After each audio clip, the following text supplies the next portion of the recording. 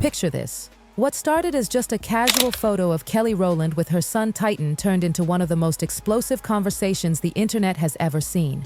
At first glance, the picture was harmless. Just Kelly, glowing as always, with her sweet little boy. But then, the whispers began. People started noticing something they couldn't unsee.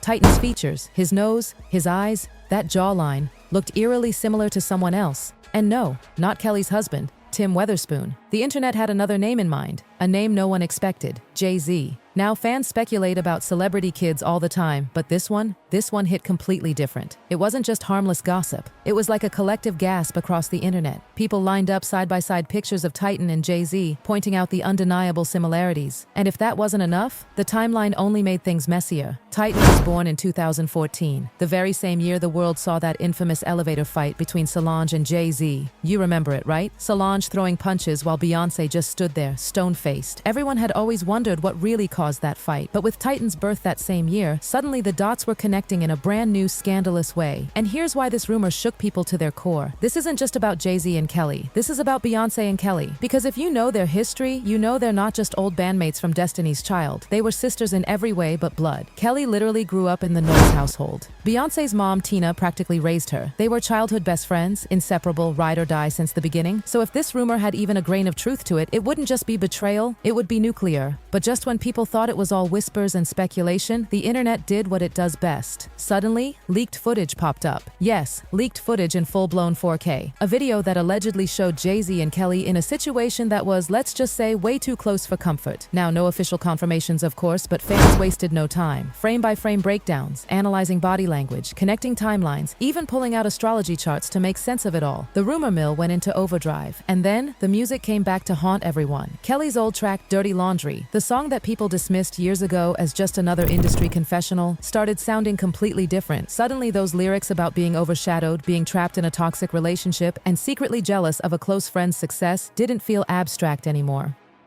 They felt like a direct confession, aimed at one very specific situation. But here's the thing, this wasn't just about Kelly anymore.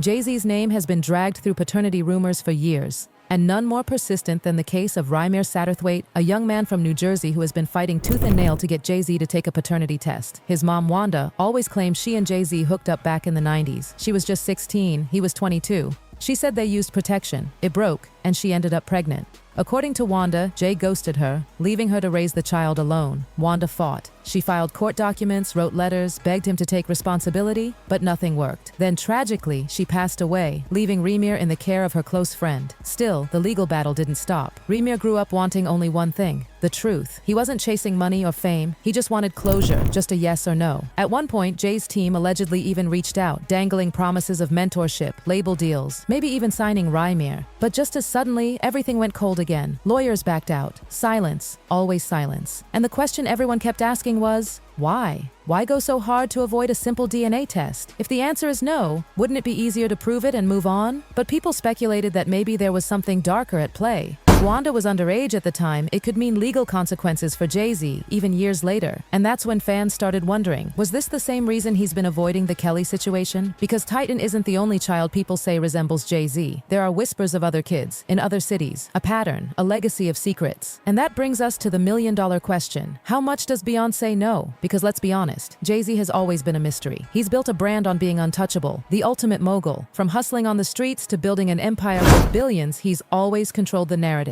But this is off script. For years, he's managed to sidestep drama, stay close enough to controversy without letting it explode. But now, the pieces just aren't adding up. Not when multiple women come forward with eerily similar stories. Not when Solange goes full WWE on him in an elevator. Not when his name keeps popping up in whispers of secret kids and secret affairs, even within his tight-knit circle. Now let's rewind back to the Destiny's Child days. We all know Beyoncé was the breakout star, but people rarely talk about the group dynamics. Matthew Knowles, Beyoncé's father, wasn't just the manager, he was the architect. And people say he made sure Beyoncé was always the center of attention, even if it meant dimming everyone else's light, especially Kelly. Kelly's. Stories came out about Matthew sidelining Kelly, pushing her into the background, dressing her more modestly, keeping her in the shadows while Beyoncé shined. Kelly was in the spotlight, sure, but she was invisible at the same time. Imagine the effect that had on her. Imagine always being right there, but never truly seen. And then came 2013. Kelly dropped Dirty Laundry, and suddenly the world heard her truth. She spoke about jealousy, about being trapped in someone's shadow, about surviving a toxic relationship. She never named names, but fans didn't need her to. The timing, the tone, it all pointed to one man.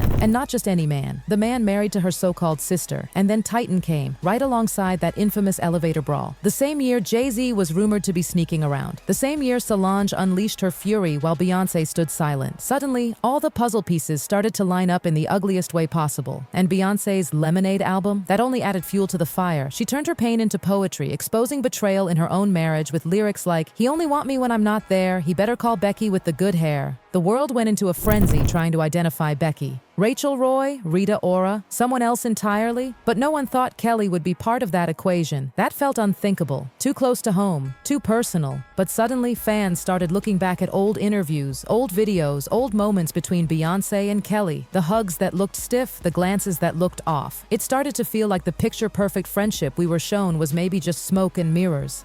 Fans began rewatching old clips, dissecting every hug, every laugh, every shared moment between Beyoncé and Kelly. What once looked like genuine sisterhood now seemed strained.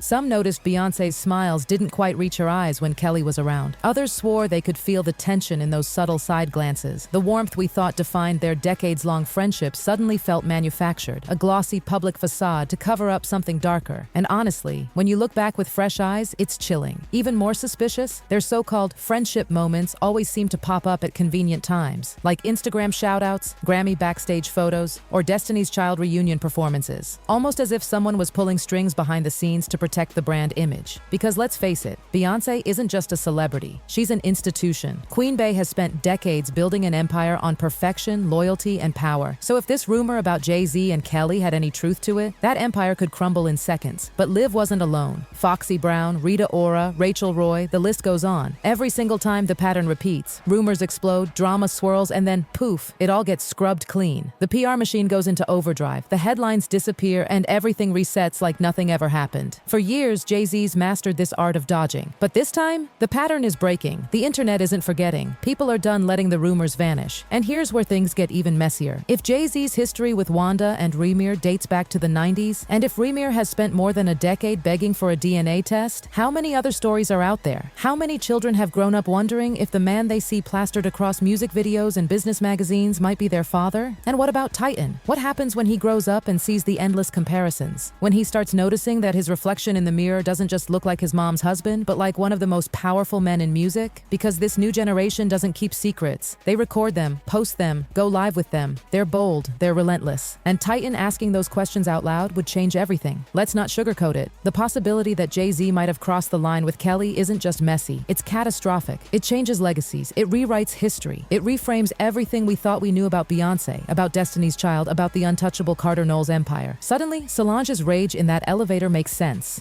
Suddenly, Beyoncé's icy silence feels less like indifference and more like restraint. And suddenly, Kelly's career struggles, her cryptic lyrics, and her careful silence feel like the survival tactics of a woman carrying a secret too explosive to ever say out loud. And Beyoncé's art only fuels the speculation. Her music has always been laced with cryptic truths, pain disguised as poetry. Becky with the good hair wasn't just a lyric, it was a cultural bombshell. And if Kelly was even remotely tied to that betrayal, it would explain why Beyoncé's music feels like both confession and war strategy, like she's been speaking to us all along, hiding the truth in plain sight, daring us to put the puzzle together. So here we are, years later, with rumors still burning hotter than ever. The silence, instead of killing the gossip, has only made it louder. And maybe that's the real scream behind all of this. Not the words spoken, but the ones withheld. Because sometimes the most deafening truths are the ones nobody dares to say.